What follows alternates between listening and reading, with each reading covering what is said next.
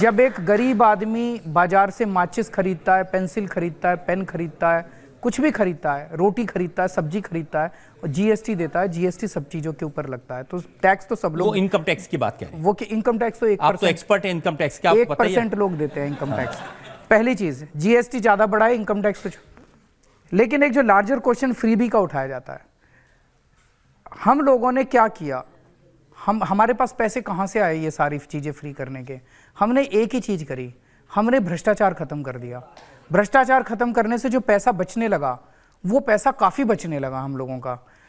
देखिए, अगर तो मैं फ्री चीजें अगर देता और आपका टैक्स बढ़ा देता, तो आप कहते केजरीवाल बदमाशी कर रहा है, एक जेब से ले रहा है, दूसरी से निकाल दे रहा है।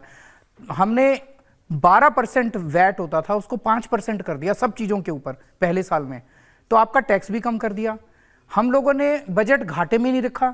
दिल्ली सरकार, सीएजी की अभी 1 महीना पहले रिपोर्ट आई है, पूरे देश में दिल्ली सरकार अकेली सरकार है जो प्रॉफिट में चल रही है, बाकी सारी राज्य सरकारें घाटे में चल रही है, केंद्र सरकार घाटे में चल रही है।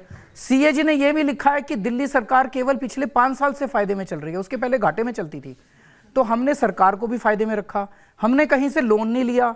तो मैंने जो पैसा बचाया भ्रष्टाचार रोक के, उस पैसे को फिजूल खर्ची रोक के, उस पैसे को मैं जनता के ऊपर उनको सुविधाएं दे रहा हूं। अब गुजरात के चीफ मिनिस्टर ने अपने लिए एक प्राइवेट हवाई जहाज खरीदा है 190 करोड़ रुपए का। मैंने अपने लिए हवाई जहाज नहीं खरीदा, उस 190 करोड़ रुपए से इनकी बिजली फ्री कर दी, पानी फ्री कर दिया। नहीं,